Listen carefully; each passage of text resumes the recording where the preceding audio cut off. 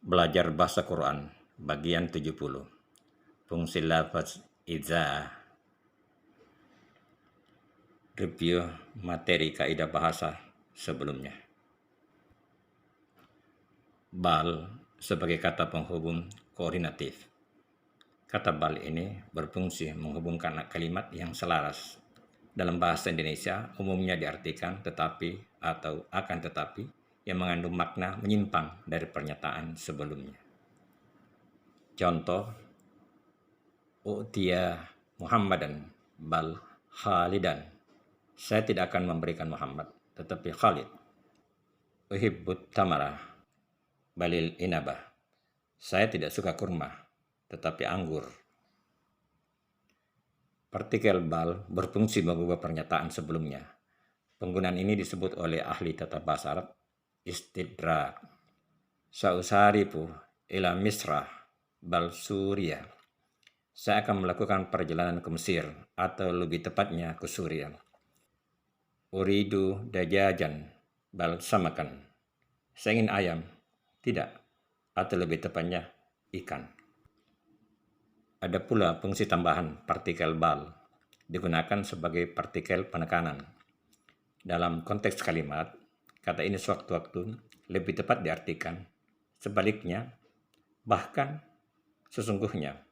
Contoh-contoh, balil ladzina kafaru fi takzib. Sesungguhnya orang-orang kafir selalu mendustakan. Bal huwa Qur'anul Majid.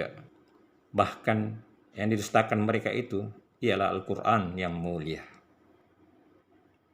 Surah Al-Insyikaq ayat 1 hingga ayat 6. A'udzubillahi minasyaitonirrajim. Bismillahirrahmanirrahim. Idza sama'un saqqat, apabila langit terbelah. Wazinat lirabbiha waqqat, dan patuh kepada Tuhannya, dan sudah semestinya langit itu patuh. Wa izal ardu muddat, dan apabila bumi diratakan. Wa alqat ma fiha wa takhallat, dan dilemparkan apa yang ada di dalamnya dan menjadi kosong. Wa zinat lirabbiha wa huqqat, dan patuh kepada Tuhannya, dan sudah semestinya bumi itu patuh. Pada waktu itu manusia akan mengetahui akibat perbuatannya. Ya ayyuhal insanu innaka kadihun ila rabbika kadhan pamulaqih. Hai manusia, sesungguhnya kamu telah bekerja dengan sungguh-sungguh menuju Tuhanmu, maka pasti kamu akan menemuinya. Pemaknaan secara lafaziyah. Idza, apabila, as-sama'u, langit, ansakkat, terbelah. Idza sama'un sakkat, apabila langit terbelah. Wa, dan azinat, patuh, lirabbiha, kepada Tuhannya. Wa, dan hukkat, dan sudah semestinya. Wazinat lirabbiha waqat, dan patuh kepada Tuhannya, dan sudah semestinya langit itu patuh. Wa, dan idza, bila, al-ardu, bumi, muddat, diratakan. Wa izal ardu muddat, dan apabila bumi diratakan. Wa, dan alqat, melemparkan, ma, apa, fiha, di dalamnya, wa, dan takhallat, jadi kosong. Wa alqat ma fiha wa takhallat, dan dilemparkan apa yang ada di dalamnya dan menjadi kosong. Wa, dan azinat, patuh, lirabbiha, ke Tuhannya. Wa, dan hukkat, semestinya begitu.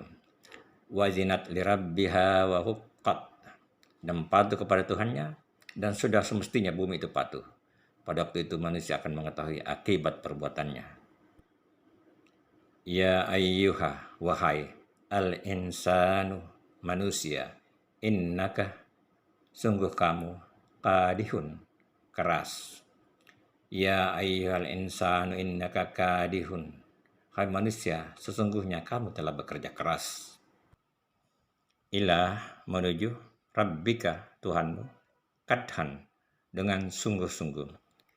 Pamulaqihi, kamu akan menemuinya. Ila Rabbika kadhan pamulaqihi, menuju Tuhanmu dengan sungguh-sungguh, maka pasti kamu akan menemuinya. Kaidah bahasa. Fungsi lapas iza, ulangan. Iza ini mempunyai dua fungsi.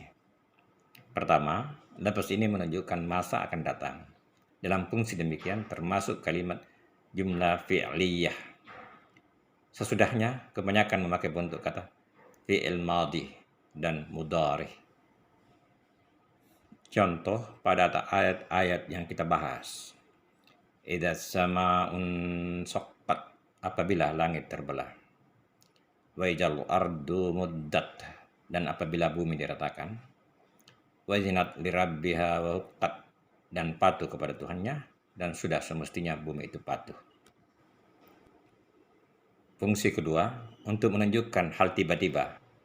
Mufajja'ah. Lapas tersebut khusus masuk pada kalimat kata kerja jumlah ismiyah dan tidak butuh pada jawab karena tidak menyimpan makna dan tidak berada di awal kalam.